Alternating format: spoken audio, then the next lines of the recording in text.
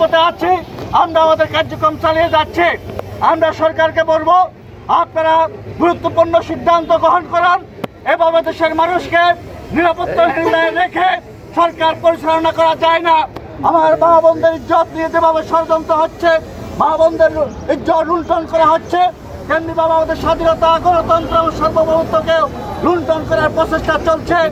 আমরা বলবো দেশবাসীকে, যারা দেশকে ভালোবাসেন, যারা দেশের মানুষকে ভালোবাসেন, যারা দেশের আমাদের মা বোনদেরকে ভালোবাসেন, যারা স্বাধীনতা সার্বভৌমত্বে বিশ্বাস করেন, তাদেরকে ঐক্যবদ্ধ হতে হবে।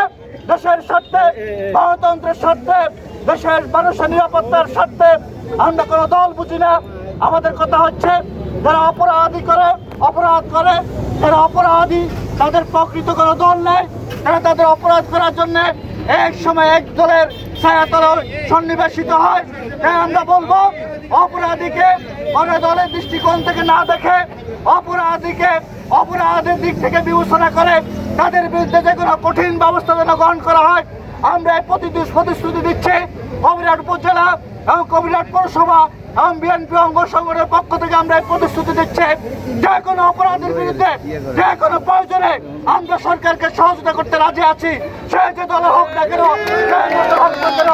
আমরা চাই আমাদের মা বোনরা নিরাপদে থাকতে হবে, আমাদের মা বোনেরা নিরাপদে থাকতে হবে, আমাদের স্বাধীনতা সার্বভৌমত্ব অক্ষুণ্ণ রাখতে হবে, আমাদের জনগণের যে ভোটাধিকার, যে গণতান্ত্রিক অধিকার, সে অধিকার প্রতিষ্ঠা করতে হবে। আপনাদেরকে একটা কথা মনে রাখতে হবে, আমরা এই সরকারের বিরুদ্ধে নয়, এই সরকার সফল হোক, আমরা সেটা চাই। কিন্তু একটা জিনিস সবাইকে বুঝতে হবে, কখনো জনগণের সরকার নির্বাচিত না হলে, কখনো গণতান্ত্রিক সরকার যদি রাষ্ট্র ক্ষমতা না আসে, তাহলে অন্তর্বর্তী সরকার দিয়ে দেশের স্থিতিশীলতা রক্ষা করা সম্ভব হয় না। এটা কখনো হয়নি। আমরা বলবো, জনগণ নিরাপত্তা, দেশের স্বাধীনতা, সার্বভৌমত্ব এবং দেশের জনগণের শান্তি অধিকারের বিবেচনা রেখে অবশ্যই সরকার দ্রুত গুরুত্বপূর্ণ সংস্কার করে জনগণের ভোটার অধিকার পেয়ে দিবে। সুষ্ঠু ও নিরপেক্ষ নির্বাচনের মাধ্যমে যদি রাষ্ট্র ক্ষমতা জনগণের সরকার প্রতিষ্ঠা হয়, তাহলে দেশের স্থিতিশীলতা ফিরে আসবে। এটা আমরা বিশ্বাস করি। ইনশাআল্লাহ আমরা মনে করি দেশের মানুষ আজকে ঐক্যবদ্ধ, ফ্যাসিস্ট আজকে বিতাড়িত, ফ্যাসিস্টের দোসররা বিভিন্ন জায়গায় রয়ে গেছে, তাদের ষড়যন্ত্র চলমান। এই ষড়যন্ত্র ইনশাআল্লাহ সফল হবে না। আমরা বলবো, আমরা দেশের মানুষকে নিয়ে আমরা ঐক্যবদ্ধ আছি। আমাদের যারা এখানে ভাইয়েরা উপস্থিত হয়েছেন, বন্ধুরা উপস্থিত হয়েছেন, সাংবাদিক ভাইয়েরা উপস্থিত হয়েছেন, আপনাদেরকে ধন্যবাদ জানাই। এবং আমরা সবার উদ্দেশ্যে বলবো, আপনারা সকলে সতর্ক থাকবেন।